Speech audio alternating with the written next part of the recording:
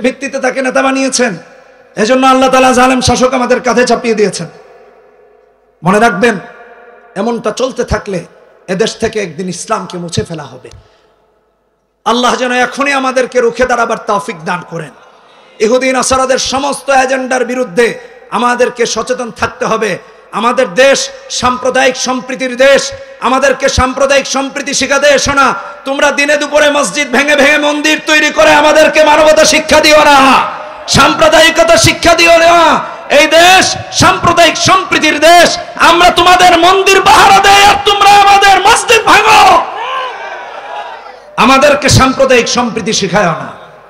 আমরা আমাদের ভাইদের সাথে আসি, থাকবো, তবে তোমরা তাদের ক্ষতি করো না। তাদের বিরুদ্ধে, তাদেরকে ইসলামের বিরুদ্ধে লেলিয়ে দিয়ে তাদেরকে নির্যাতিত করো না, দেশে গোলযোগ বানায় না। সাবধান থাকবেন। একের পর এক নানান ধরনের চক্রান্ত হচ্ছে। আমরা ভাই ভাই সবাই হাতে হাত রেখে কাঁধে কাঁধ মিলিয়ে এক সাফে দাঁড়িয়ে যদি প্রতিরোধ করতে পারি, ইনশাআল্লাহ আগামীর বাংলাদেশ ইসলামের হয়ে যাবে। কথা বলেন ঠিক কিনা বেঠিক? রাজি আছি না ইনশাআল্লাহ? কে কে রাজি আছে হাত তুলে দেখায় দেই। আল্লাহ আমাদের উপস্থিত হযরত উলামায়ে কেরাম, পিতৃতুল্য বাবারা, যুবক বন্ধুরা, পর্দার আড়ালে অবস্থানরত মায়েরা, বোনের শুভেচ্ছা জানিয়ে শুকর আদায় করছি আল্লাহ সুবহানাহু ওয়া তাআলার দরবারে, যিনি আমাদেরকে ভালোবেসে এখানে আসার তৌফিক দিয়েছেন। এজন্য বলি আলহামদুলিল্লাহ। সঙ্গত কারণে আমাদের শিডিউল একটু এলোমেলো হয়েছে। আমি আমার বড় ভাই আনিস ভাইকে বলছিলাম, আর আপনাদের এতক্ষণ তিনি ওয়াজ শুনিয়েছেন হযরতুল আল্লামা খালেদ সাইফুল্লাহ আইয়ুবী সাহেবের নির্দেশে আসতে হয়েছে। মানে এটা উপেক্ষা করে তো যাওয়ার সুযোগ নাই। এই জন্য হযরতও বলতেছিলেন আসার জন্য, তাই এসেছি। অল্প পরিসরে দু চারটা কথা বলবো। ওয়াজ আপনারা শুনেছেন মুরব্বীদের মুখ থেকে। একটা আয়াত তিলাওয়াত করেছি, সূরা ফুরকানের 30 নম্বর আয়াত। আল্লাহ তাআলা এই আয়াতে বলছেন, কিয়ামতের দিন কোরআনকে পরিত্যাগের কারণে নবীজি আল্লাহর কাছে অভিযোগ করবেন। নবীজি অভিযোগ করবেন আল্লাহর কাছে, ইন্না কওমি ইত্তাখাযু হাযাল কুরআনা মাহজুরা। কি ভয়াবহ হবে একটু চিন্তা করে দেখি। ভাই ভাইকে যেদিন চিনবে না, বাবা মা ছেলে মেয়েকে চিনবে না, ছেলে মেয়ে বাবা মাকে চিনবে না যেদিন, সেদিন আল্লাহর আদালতে আপনার আমার সবচেয়ে বেশি দরকার থাকবে রাসূলুল্লাহর শাফাআত। আর সেদিনই কিনা নবীজি আপনার আমার বিরুদ্ধে আল্লাহর কাছে অভিযোগ দায়ের করবেন। অভিযোগটা হলো কোরআনকে পরিত্যাগ করার, কোরআন থেকে নিজেকে দূরে সরানো। এটা খুবই ভয়াবহ একটা অভিযোগ। এই যে মাদ্রাসাগুলো বছরের পর বছর এই মাহফিলের আয়োজন করছে, খেদমত করে যাচ্ছে, কেন? আমাদের সন্তানরা যেন কোরআন পড়তে পারে, সন্তানরা যেন কোরআন শিখে যায়। কোরআনে কারীম শেখার কেন প্রয়োজন? আল্লাহ রাব্বুল আলামিন কোরআনে কারীম দিয়েছেন আপনাকে আমাকে হেদায়েত পাওয়ার জন্য। হেদায়েতের পাথেয় হলো কোরআনে কারীম। রব আমাদেরকে কোরআনের মধ্যে উল্লেখ করে দিয়েছেন সূরা বাকারাতে 185 নম্বর আয়াতে, শাহরু রমাদান আল্লাযী উনজিলা ফীহিল কুরআন হুদাল লিন-নাস ওয়া বায়্যিনাতিম মিনাল হুদা ওয়াল ফুরকান। কোরআন হলো হেদায়েতের পাথেয়। কোরআন থেকে যদি হেদায়েত না পাই, আর কোথাও থেকে আপনার আমার হেদায়েত পাওয়ার কোনো সম্ভাবনা নাই। এই জন্য কোরআনে কারীম হলো আলো। কোরআন আপনাকে আমাকে আলো দেখায়। লাইট যেমন আপনাকে আমাকে আলো দেখাচ্ছে, গাড়িতে যেমন লাইট না থাকলে অন্ধকারে চলা যায় না, ঠিক কোরআন এবং সুন্নাহ যার জিন্দেগিতে নাই, সে অন্ধকার জীবন যাপন করে বিভ্রান্ত হওয়ার, বিপদে পড়ার সম্ভাবনা থাকে। আল্লাহ রাব্বুল আলামিন কোরআনে কারীমে সূরা ইব্রাহিমের প্রথম আয়াতে বলেছেন, কিতাবুন আনজালনাহু ইলাইক লিতুখরিজান নাস মিনাজ যুলুমাতি ইলান নূর। কোরআন আর সুন্নাহ যার মাঝে থাকে, পথিক যেমনে আলো থাকলে নিরাপদে গন্তব্যে পৌঁছে যায়, কোরআন আর সুন্নাহ যার মাঝে থাকবে, সে কোরআন সুন্নাহর আলো দিয়ে দেখে দেখে আল্লাহর জান্নাত পর্যন্ত পৌঁছে যাবে। দুনিয়া পার হবে, মিজান পার হবে, পুলসিরাতের পুল পার হয়ে আল্লাহ রাব্বুল আলামিনের জান্নাতে পৌঁছে যাবে। এজন্য আমার আল্লাহ কোরআন এই সহজলভ্য আলোটা আপনি আর আমি অর্জন করার জন্য সহজ করে দিয়েছেন। তাই সূরা কামারে 4 বার বলেছেন, ওয়ালাকাদ ইয়াসসারনাল কুরআন লিযিকর ফাহাল মিন মুদ্দাকির। একবার না 4 বার। 17 নম্বর আয়াত, 22 নম্বর আয়াত, 32 নম্বর আয়াত, 40 নম্বর আয়াত। আর বলেছেন ওয়ালাকাদ ইয়াসসারনাল কুরআন লিযিকর ফাহাল মিন মুদ্দাকির। কোরআনকে সহজ করে দিয়েছেন কারণ যার জিন্দেগি কোরআন মনে হয় সে জান্নাতে প্রবেশ করতে পারে, তার জন্য জান্নাত সহজ হয়ে যায়। আমার আল্লাহ কোরআনে অন্যত্র বলছেন, সূরা বানী ইসরাঈল 9 নম্বর আয়াত, ইন্না হাযাল কুরআন ইয়াহদি লিল্লাতী হিয়া আকওয়াম। এই আয়াতের ব্যাখ্যায় তাফসীর আদওয়াউল বায়ান ফি ইযাহিল কোরআন বিল কোরআনে মুফাসসির উল্লেখ করেছেন জান্নাতের সবচেয়ে সহজ রাস্তা হলো কোরআনে কারীম। আমার ভাইরা, কোরআন বিবর্জিত জীবন ব্যবস্থা দুনিয়াতে আপনাকে আমাকে সাফল্য দেখালেও কিয়ামতের দিন কোনো সফলতা অর্জন করাবে না। কারণ হলো কোরআনের এবং সুন্নাহের অনুযায়ী যদি আপনার আমার নামাজ না হয়, হজ না হয়, যাকাত না হয়, জীবন চলার পথ না হয়, কিয়ামতের দিন দেখবেন সব শূন্য, আল্লাহর কাছে কোনো কিছু নাই। আল্লাহ কোরআনে কারীমও আপনাকে আমাকে সতর্ক করেছেন। কোরআনে কারীম খুলে দেখি সূরা আরাফ 170 নম্বর আয়াতে আল্লাহ রাব্বুল আলামিন বলেছেন, ওয়াল্লাযীনা ইউমাসসিকুনা বিল কিতাব ওয়া আকামুস সালাহ ইন্না লা নুদিউ আজরাল মুসলিহিন, ইন্না লা নুদিউ আজরাল মুসলিহিন। আল্লাহর কিতাবকে আঁকড়ে ধরতে হবে, সালাত কায়েম করতে হবে, যাকাত দিতে হবে। আল্লাহর কিতাবকে আঁকড়ে না ধরলে হাসরের দিন আপনার আমার কোনো আমল রবের কাছে গিয়ে পাবো না। কোরআন বিবর্জিত ইবাদত, কোরআন এবং সুন্নাহ বিবর্জিত ইবাদত বা পদ্ধতি বা ইখলাস যাই বলি না কেন, আপনার আমার হাসরের দিন কাজে আসবে না। ইখলাস যদি হয় রবের জন্য, তাহলে আল্লাহর কাছে গিয়ে পাবো, নয়তোবা আপনার আমার সালাত তো প্রথম আসমান ভেদ করে আরশে যায় না। কোরআন যদি বিশুদ্ধ না হয়, নামাজ কবুল হয় না। নামাজ ভাঙার কারণ 19টি, তার প্রথমটাই হলো নামাজে কেরাত অশুদ্ধ পড়া। আপনি আমি যদি মাদ্রাসায় না যাই, কোরআন যদি তেলাওয়াত না করি, কোরআন যদি না পড়ি, তাহলে আমাদের নামাজ তো সহি হবে না। আমি বহু নামাজি দেখেছি এমন নামাজ আদায় করতেছে, এক মসজিদে নামাজে দাঁড়িয়েছি, আমার ডান পাশে একজন দাঁড়িয়েছে, নামাজের মধ্যে উনি সূরা ফাতিহা পড়তেছেন ইমামের সাথে ফুসফাস করে করে, আলহামদুলিল্লাহ রাব্বিল আলামিন, ইমাম উচ্চ আওয়াজে পড়তেছেন, সে পড়তেছে আর রহমানির রহিম মালিকি ইয়াউমিদ্দিন, এরকম করে। তো ভাবলাম আচ্ছা শেষে কি হয়, দেখি ইমাম আরেক সূরা পড়তেছেন, সূরা ফাতিহার পরে উনি আরেক সূরা পড়া শুরু করছেন। চিন্তা করে দেখেন এমন নামাজ রবের কাছে কবুল হবে কেমনে? রুকুতে গিয়ে পড়তেছেন সুবহানা রাব্বিয়াল আযীম, বুঝেন নাই? সহি তো নাই, উল্টা পাল্টা করে, আমি জাস্ট শব্দিক পার্থক্যগুলো যেগুলো এগুলো বুঝাই দিচ্ছি। এরকম করে সালাত আদায় করতেছেন, এমন নামাজ কবুল হবে না। আমেরিকাতে দেখেছি এমন অবস্থা, চুলগুলো এরকম করে বেনি বেঁধেছে, চারদিকে বেনি বেঁধে বেঁধে গিয়ে নামাজে দাঁড়িয়েছে। আল্লাহু আকবার, তার নামাজ কেমনে হবে, ফরজ গোসল কেমনে হবে? এক আঙ্কেল আছে, তাকে জিজ্ঞেস করলাম, আঙ্কেল এইভাবে করে গেছে কেন? তুমি বুঝো না, এটা হলো বর্তমান ফ্যাশন, বেনির মতো করে, পাটের দড়ির মতো করে চুলগুলাকে চারদিকে ফেলেছে বেঁধে বেঁধে, বুঝেন নাই? এরকম করে। তো বলতেছে 30,000, 20,000, 30,000 টাকা বাংলাদেশে খরচ করে চুলটাকে এমন করেছে। আমি চিন্তা করলাম, দেখেন তার নামাজ কেমন কবুল হবে যদি তার পবিত্রতায় হাসিল না হয়? সে তো ভাবতেছে তার নামাজ হবে। ইমাম সাহেবকে জিজ্ঞেস করলাম, বাংলাদেশি ইমাম, বরিশাল অঞ্চলের এক ইমাম সাহেব, জিজ্ঞেস করলাম, ভাই এই অবস্থায় কেন? তো বলতেছেন, হুজুর বুঝেন না, এখন তো নামাজে আসে, যদি এটা নিয়ে কিছু বলতে চাই তাহলে তো মসজিদেই আসবে। ইন্না লা নুদিউ আজরাল মুসলিহিন। আমি যেই কথা বোঝাতে চাচ্ছিলাম, কোরআন সুন্নাহ বহির্ভূত জীবন ব্যবস্থা আপনাকে আমাকে জান্নাতে নিবে না, বরং হাসরের মাঠে বিচারের কাঠগড়ায় দাঁড়াবে। এই জন্য এই মাদ্রাসাগুলো উলামায়ে কেরাম এজন্য জীবিত রেখেছেন, দুর্গ হিসাবে আপনার আমার জন্য নিগরানি করে যাচ্ছেন, যাতে করে আমরা কোরআন শিখি এবং সুন্নাহ শিখি। ভাইরা আমার, হাসরের মাঠে দাঁড়িয়ে বলবে, আল্লাহ আমার নামটা জান্নাতে না দিয়ে তুমি জাহান্নামে দিলা, আমি তো 20 বছর তাহাজ্জুদ কোনোদিন বাদ দিই নাই। আল্লাহ রাব্বুল আলামিন বলবেন, তোমার তাহাজ্জুদ তো আমার রবের কাছেই কবুল হয়নি, এমনকি পৌঁছাই নেই, তাহলে কিভাবে তুমি জান্নাতি হবা? ইন্না লা নুদিউ আজরাল মুসলিহিন। কোরআন বহির্ভূত, সুন্নাহ বহির্ভূত জীবন ব্যবস্থা আপনাকে আমাকে জান্নাতেই হলো না, আপনি যেই সলিমুদ্দিন হয়ে যান না কেন। আল্লাহ আমাদেরকে হেদায়েত দান করুন। এগুলো চলতেছে ভাইরা আমার।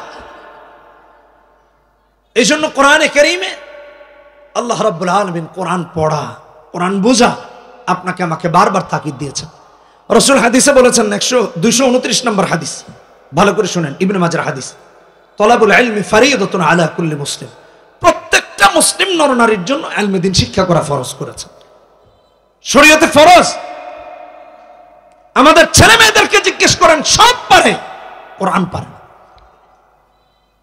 কেন কোরআন পারে? কোরআনের সাথে দূরত্বের কারণে আজকে ইমামকে হক কথা বলার কারণে চাকরিচ্যুত হতে হয়। আপনারা গতকালকের খবর দেখেছেন না?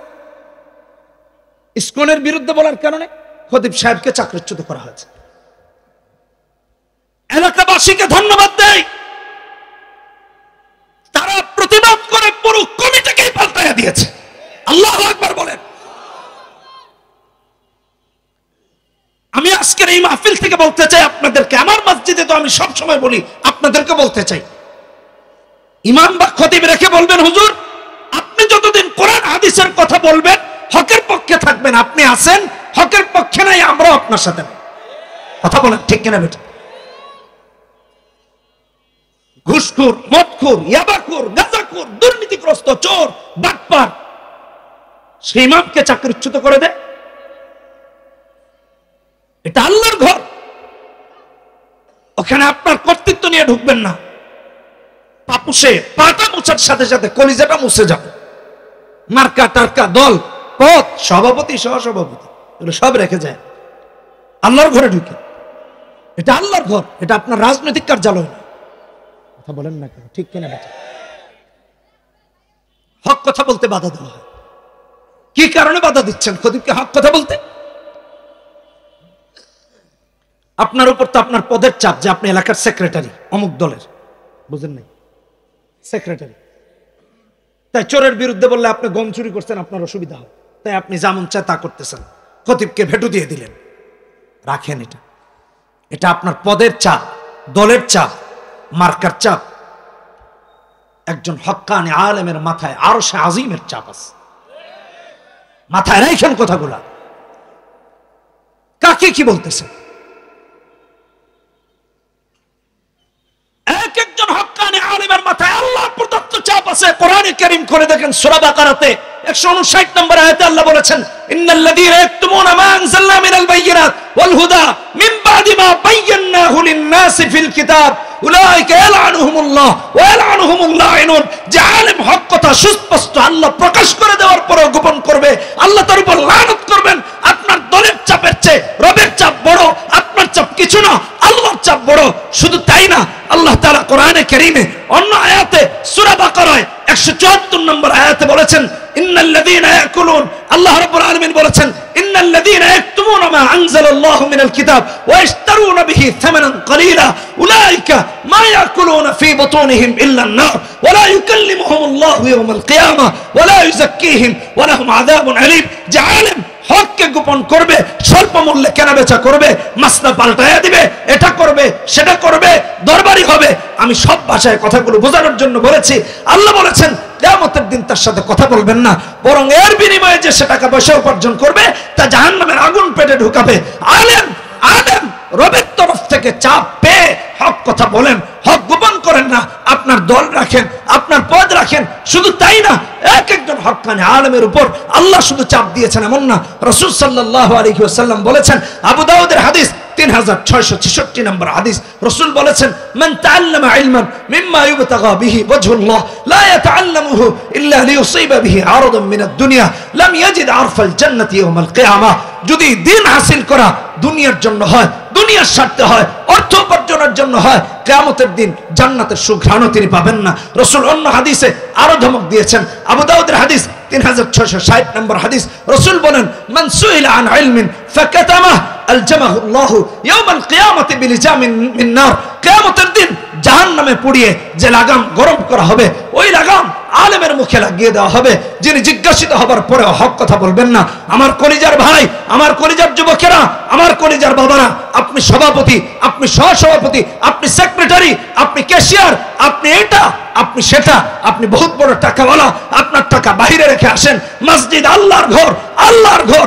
আল্লাহ যে হক্কানি আলেমের উপর চাপ দিয়েছেন, ওই কথাই আল্লাহর ঘরে চলবে। আপনার দলের সুবিধা মতো কথা চলবে না, কারণ মসজিদ আপনার দলের কার্যালয় নয়। মসজিদ কোন দলের কার্যালয় নয়, মসজিদ আল্লাহর ঘর। এখানে ঢুকে কর্তৃত্ব দেখায়, আল্লাহর গজব পড়বে, সব সময় পড়বে। আল্লাহ সব দেখেন, ছেড়ে দেন না। কথা বলেন ঠিক কিনা? ঘুড়ি চিনেন? ঘুড়ি আকাশে উড়ায় না, ঘুড়ি উপরে উঠে আর নড়ে। আমাকে ছেড়ে দিয়েছো, আমি আর আসবো না, আর আসতে চায় না। কারণ ঘুড়ির কাজই হলো সে বাতাসের সাথে খেলা। কিন্তু যার হাতে নাটাইটা থাকে, যখন প্রয়োজন, ঘুড়ি যতই বলুক আমি আসবো না, একটা ঘুরানি মারে, সব নিচে। কথা বলেন না? হ্যাঁ, দুনিয়ার বাহাদুরি কে কি দেখেছেন তো? 17 বছরের শাসকরে 15 মিনিটও লাগে নাই। বাস্তবতা 45 মিনিট চেয়েছিলেন, পান নাই। আমি ওই বিষয়ে যাচ্ছি না, জাস্ট বোঝানোর জন্য বলতেছি। জ্ঞানকে ঠিক করেন, হুশ ঠিক করেন। এখন তো দেখতেছি ইমানও বিক্রি করে দিতেছে। আমি তো আগে সবসময় ওয়াজ করতাম যে অন্য ধর্মাবলম্বীদের মন্দিরে গিয়া, গির্জায় গিয়া এটা দিচ্ছে সেটা দিচ্ছে, তাদের ধর্ম পালন করতেছে। এখন দেখি জয় শ্রীরামও কোয়া শুরু করছে। মুসলমানের সন্তান, মুসলমানের সন্তান ইমান হারা হয়ে যাচ্ছে। হ্যাঁ, আমার সচেতন হই, সচেতন হই। আলেম ওলামাদের সাথে সুসম্পর্ক রাখেন। মনে অনেক দুঃখ, এগুলো বলতে গেলে অনেক সময় লাগবে। আমি সংক্ষেপে 2-4টা কথা বলি। আলেমদেরকে মহব্বত করেন, আলেমদেরকে মহব্বত করেন।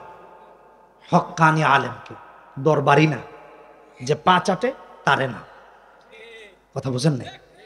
হক্কানি আলেমকে, দরবারি না। আমি এটা বারবার বলতেছি। আমার শায়েখ মুফতি আমিন রহমতুল্লাহ আলীকে দেখেছি। আমাদের মুফতি আমিন আনিস ভাই, আমাদের বড় ভাই আমিন সাহেব হুজুরের ছাত্র। ভালো করে মাথায় রাখেন, আপনাদের ধানমন্ডি কলাবাগান জামে মসজিদের খতিব আনিস ভাইয়ের কথা বলতেছে, ভালো করে মাথায় রেখে। মুফতি আমিন রহমতুল্লাহ আলী সব সময় দরবারি হুজুর না হইতে বলতেন। সম্রাট আকবরের স্টোরি শুনাইতেন, যারা পড়েছেন লালবাগ জামিয়া তারা শুনেছেন। মুজাদ্দিদ আল ফেসানির দৃষ্টান্ত সব সময় তুলে ধরতেন, যেন হযরতের একটা ছাত্র দরবারি না হয়ে যায়। ইসলামের যত ক্ষতি হয়েছে সব দরবারিদের দ্বারাই হয়েছে, হক্কানি আলেমদের দ্বারা ইসলামের ক্ষতি হয় নাই। এটা মাথায় রাখবেন। আমাকে এক পর্যায়ে বলা হলো অমুকের কাছে নিয়ে যাওয়া হবে, চলো তোমাকে অমুকের কাছে নিয়ে যাই। আমি বললাম কেন? বলছে তাহলে তো খতিবগিরি করতে পারবে না, ওয়াজও করতে পারবে না। আমি বললাম যদি না করি কি হবে? কাজ করব, হাত পা আছে। কথা বুঝেন নাই? কাজ করব। লাস্ট একবার বললাম প্রয়োজন হলে অটো রিক্সা চালাবো, অসুবিধা নাই। ভালো করে মাথায় রাখেন, কথাগুলো দুঃখে বলতেছে, আমার কথা বলতেছে, আমার কথা, অন্য কারো কথা না বা বর্ণনা না, আমার। কি শুরু হয়েছে? আলেমদের সাথে এমন কেন করতে হবে? আমি কি করেছি? কার ক্ষতি করেছি? কাকে খুন করেছি? কাকে মেরেছি? কোথায় বোমা মেরেছি? কি হয়েছে? কেন এসব করতে হবে? এই দুঃখ কার কাছে বলবো? হক্কানি আলেমরা, আমি নিজেকে হক দাবি করতেছি না, বাকি যারা হক্কানি আলেমদের সাথে থাকবে তাদের সাথে থেকে। আমরা তো হক্কানি আলেমদেরকে অনুসরণ করে আছি। আমি তো তলবে আলেম মানুষ, ছাত্র মানুষ। আমাদের উস্তাদরা যারা হকের উপর ছিলেন তাদের সাথেই আছি, থাকবো ইনশাআল্লাহ যতদিন থাকে। মাথায় রাখেন কথাগুলো। তো আমি একজনকে বললাম, দেখেন হযরত আবু বকর সিদ্দিক রাদিয়াল্লাহু তাআলা আনহু খলিফাতুল মুসলিমিন, কাঠ এনে জঙ্গল থেকে বিক্রি করতেন। আবু বকর সিদ্দিক রাদিয়াল্লাহু তাআলা আনহু খলিফাতুল মুসলিমিন, কাঠ বিক্রি করে ব্যক্তিত্ব যায় নাই, সাহাবীর মর্যাদা নষ্ট হয় নাই, কাজে কারো সম্মান নষ্ট হয় না। আমি বলেছিলাম শুনেন, যদি আবু বকর সিদ্দিক রাদিয়াল্লাহু তাআলা আনহুর মর্যাদা নষ্ট না হয়, আলেমদের যদি হকের উপর থাকতে গিয়া অটো রিকশা চালাতে হয়, মাটি চালাতে হয়, ব্যক্তিত্ব যায় না, বরং ব্যক্তিত্বহীন হলো তারা যারা নিজের ইলম এবং আমলকে বাতিলের কাছে বিক্রি করে দিয়েছে। তারা ব্যক্তিত্বহীন, তারা ব্যক্তিত্বহীন। হক্কানি আলেমরা ব্যক্তিত্বহীন হয় না। রিকশা চালালে ব্যক্তিত্ব যায় না, মাটি কাটলে ব্যক্তিত্ব যায় না, কোরআনকে বিক্রি করলে ব্যক্তিত্ব যায়, কোরআনের অপব্যাখ্যা করলে ব্যক্তিত্ব যায়, বাতিলের পক্ষাবলম্বন করে রাসূলকে অপমান করা হয়। মাথায় রাখেন কথাগুলো। মিশরের ইতিহাস পড়বেন, ডক্টর শহীদ আব্দুল্লাহ আজ্জাম রহমতুল্লাহ আলাইহি সূরা তাওবার তাফসীর লিখেছেন, বিশাল। আমি মনে করি ব্যক্তিগতভাবে সবার পড়া দরকার। তো তিনি এই সূরা তাওবার তাফসীর লিখতে গিয়ে ইতিহাস টেনে এনেছেন মিশরের। একটু মনোযোগ দিয়ে শুনেন। 1954 সাল আল আজহার বিশ্ববিদ্যালয়ের তখন প্রধান ছিলেন ডক্টর খিজির মোহাম্মদ রাহিমাহুল্লাহ, বুজুর্গ মানুষ। তখন যারা আল আজহারের প্রধান হতেন পুরো আরবের সবচেয়ে শ্রেষ্ঠ বুজুর্গরা হতেন। 1954 কথা বলতেছি। বাচ্চা ফারুক ইহুদি নাসারাদের এজেন্ডা বাস্তবায়নের জন্য আলেমদেরকে আলেমদের পিছনে লাগিয়ে দিল 1954। মাথায় রেখেন,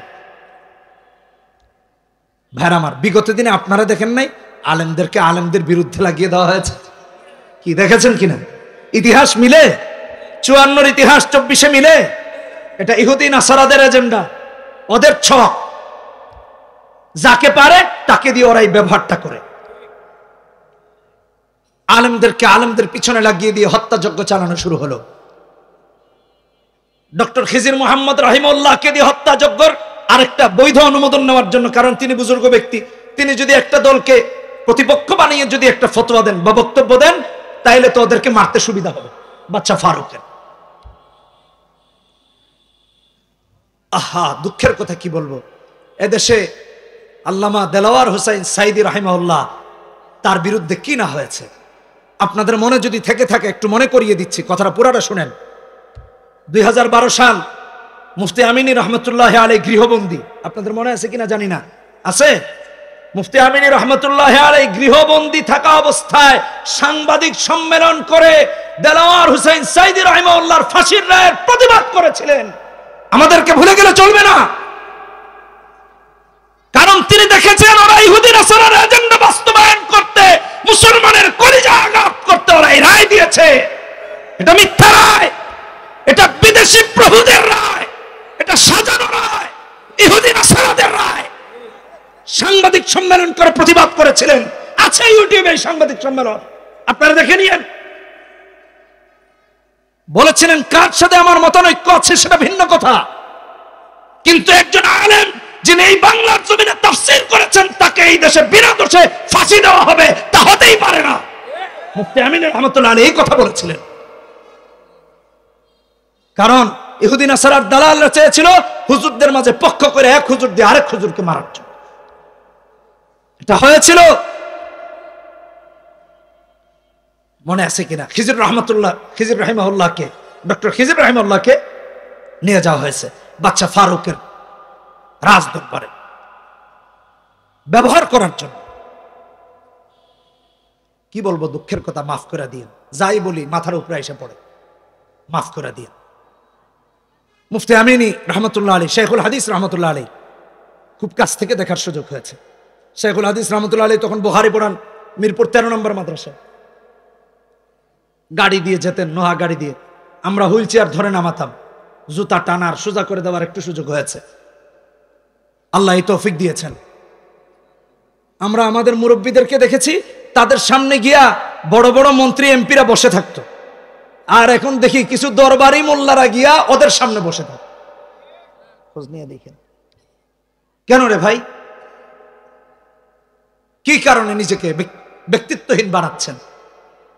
বন্ধ করেন। আলেমের শান অনেক উপরে, সময় থাকলে আরেকদিন বলবো। ডক্টর খিজির মোহাম্মদ রাহিমাহুল্লাহ গেলেন, বাচ্চা ফারুক বিশাল অ্যারেঞ্জ করেছে ইফতারির, বলল ইফতারি গ্রহণ করতে। খিজির মোহাম্মদ রাহিমাহুল্লাহ ইফতারির দিকে তাকিয়ে বললেন হুররিমাত আলাইকুমুল মাইতা। বাচ্চা ফারুক বুঝলো না হযরতের কথা, জিজ্ঞেস করলেন এখানে তো এমন কিছুই না। ডক্টর খিজির মোহাম্মদ রাহিমাহুল্লাহ দ্বিতীয়বার আবার পড়লেন হুররিমাত আলাইকুমুল মাইতাতু ওয়াদ-দাম। বাচ্চা ফারুক তখনও বুঝে না। ডক্টর খিজির মোহাম্মদ রাহিমাহুল্লাহ একটা ইফতারির অংশ হাত দিয়ে তুলে দিলেন, ইফতারির অংশ থেকে টপ টপ করে রক্তের ফোঁটা পড়তে আরম্ভ হয়েছে। ডক্টর খিজির মোহাম্মদ রাহিমাহুল্লাহ বুঝাইয়া দিলেন যে জালেমের হাত মাজলুমের রক্তে রঞ্জিত হয়েছে, তার পক্ষে ডক্টর খিজির মোহাম্মদ হতে পারে না, পারে না, পারে না। আমিও বলি এদেশের হক্কানি আলেমরা কখনো জালেম দানব সরকারের সাথে থাকতে পারে না, পারে না, পারে না, ইনশাআল্লাহ। ইতিহাস পড়বেন, ডক্টর খিজির মোহাম্মদ রাহিমাহুল্লাহকে চাকরিচ্যুত করা হলো আল আজহার বিশ্ববিদ্যালয় থেকে 1954 সালে। দরবারি লোক বসানো হলো, আমি অন্য কাউকে ছোট করছি না, ভালো করে শুনেন। তার পছন্দের লোককে বসানো হলো। ইতিহাসে আল্লাহওয়ালাদের জায়গাটা ওখানেই বন্ধ হয়ে গেছে। একটু পড়েন, একটু দেখেন ইতিহাস। যাদেরকে দিয়ে ব্যবহার করতে পারলো তাদেরকে দিয়ে আলেমদেরকে মারতে মারতে মারতে মারতে 1966 সালের 21শে আগস্ট, ভালো করে মাথায় রাখেন, সৈয়দ কুতুব শহীদ রহমতুল্লাহ আলাইহিকে ফাঁসির রায় দেওয়া হলো। একটু মাথায় রাখেন, পড়েন একটু। 28 আগস্ট তাকে ফাঁসি দেওয়া হলো, 21 আগস্ট রায় দেওয়া হলো, 28 আগস্ট ফাঁসি দেওয়া হলো। ওই যে এজেন্ডা বাস্তবায়ন। আলেমকে আলেমের বিরুদ্ধে লাগিয়ে দাও, মুমিনকে মুমিনের বিরুদ্ধে লাগিয়ে দাও, মুসলমানকে মুসলমানের বিরুদ্ধে লাগিয়ে দেওয়া। আমার ভাইরা, আমাদের দেশে এত কিছু হয়েছে, অভ্যুত্থান হয়েছে, এত কিছু হওয়ার পরেও আমরা দেখতে পাচ্ছি কিছু স্বদেশী দালালেরা ভিনদেশীদের দালালিতে রূপান্তরিত হয়েছে, লিপ্ত হয়েছে। আমি আজকের এই মাহফিল থেকে, তাফসীর থেকে আপনাদের কাছে আহ্বান রাখবো, স্বাধীনতার 52-53 বছরে আমরা দেখেছি আলেমদেরকে কোণঠাসা করে রাখা হয়েছে, দাড়িওয়ালাদেরকে জঙ্গি বানানো হয়েছে, টুপিওয়ালাদেরকে জঙ্গি বানানো হয়েছে, হিজাব পরিয়ে মা বোনদেরকে হেনস্থার শিকার হতে হয়েছে, মসজিদকে আক্রমণ করা হয়েছে, ভাঙচুর করা হয়েছে। শুধু তাই না, কোরআনে কারীমের মাহফিলে আক্রমণ করা হয়েছে। আমার ভাইরা, আজকের এই মাহফিল থেকে আমি বলবো, 52 বছরে যারা যা করেছে আর দেখতে চাই না। আগামীর বাংলাদেশ হবে ইসলামের বাংলাদেশ, আগামীর বাংলাদেশ হবে কোরআনের বাংলাদেশ, আগামীর বাংলাদেশ হবে হক্কানি আলেম ওলামার বাংলাদেশ। মনে থাকবে তো ইনশাআল্লাহ? আলেমরা যেখানে আছেন, যেভাবে আছেন, আমরা আছি। আল্লাহ রাব্বুল আলামিন তাই সূরা নাহলে বলেছেন, 43 নম্বর আয়াত, ফাসআলু আহলা যিকরি ইন কুনতুম লা তা'লামুন। নেতৃত্ব দিবেন আলেমরা। এখন আমরা নেতা বানিয়েছি জাহেল, মূর্খ, গাঞ্জাখোর, ইয়াবাখোর, মদখোর, কথা বলেন না কেন? ভিত্তিতে তাকে নেতা বানিয়েছেন। এজন্য আল্লাহ তাআলা জালেম শাসক আমাদের কাঁধে চাপিয়ে দিয়েছেন। মনে রাখবেন, এমনটা চলতে থাকলে এদেশ থেকে একদিন ইসলামকে মুছে ফেলা হবে। আল্লাহ যেন এখনই আমাদেরকে রুখে দাঁড়াবার তৌফিক দান করেন। ইহুদি নাসারাদের সমস্ত এজেন্ডার বিরুদ্ধে আমাদেরকে সচেতন থাকতে হবে। আমাদের দেশ সাম্প্রদায়িক সম্প্রীতির দেশ, আমাদেরকে সাম্প্রদায়িক সম্প্রীতি শিখাতে এসো না। তোমরা দিনে দুপুরে মসজিদ ভেঙে ভেঙে মন্দির তৈরি করে আমাদেরকে মানবতা শিক্ষা দিও না, সাম্প্রদায়িকতা শিক্ষা দিও না। এই দেশ সাম্প্রদায়িক সম্প্রীতির দেশ। আমরা তোমাদের মন্দির পাহারা দেই আর তোমরা আমাদের মসজিদ ভাঙো। আমাদেরকে সাম্প্রদায়িক সম্প্রীতি শিখায় না। আমরা আমাদের ভাইদের সাথে আসি, থাকবো, তবে তোমরা তাদের ক্ষতি করো না, তাদের বিরুদ্ধে, তাদেরকে ইসলামের বিরুদ্ধে লেলিয়ে দিয়ে তাদেরকে নির্যাতিত করো না, দেশে গোলযোগ বানায় না। সাবধান থাকবেন। একের পর এক নানান ধরনের চক্রান্ত হচ্ছে। আমরা ভাই ভাই সবাই হাতে হাত রেখে, কাঁধে কাঁধ মিলিয়ে এক সাফে দাঁড়িয়ে যদি প্রতিরোধ করতে পারি, ইনশাআল্লাহ আগামীর বাংলাদেশ ইসলামের হয়ে যাবে। কথা বলেন ঠিক কিনা বেঠিক? রাজি আছি না ইনশাআল্লাহ? কে কে রাজি আছে হাত তুলে দেখায় দেই। আল্লাহ আমাদের সবাইকে কবুল করুন। হাত নামাই। সুবহানাল্লাহি ওয়া বিহামদিহি, সুবহানাকাল্লাহুম্মা ওয়া বিহামদিকা, আশহাদু আল্লা ইলাহা ইল্লা আনতা, আস্তাগফিরুকা ওয়া আতুবু ইলাইক, ওয়া আখিরু দাওয়ানা আনিল হামদুলিল্লাহি রাব্বিল আলামিন। ভাইরা আমার, উলামাদের ইমাম ঐক্য পরিষদের একটা মাহফিল, অনেকগুলো এলাকার ইমাম সাহেবরা মিলে একটা মাহফিল করেন। এখানে প্রধান অতিথির বক্তব্য দেওয়ার জন্য আমাকে খুব রিকোয়েস্ট করেছেন, আলেমরা গিয়েছেন। আমাদেরও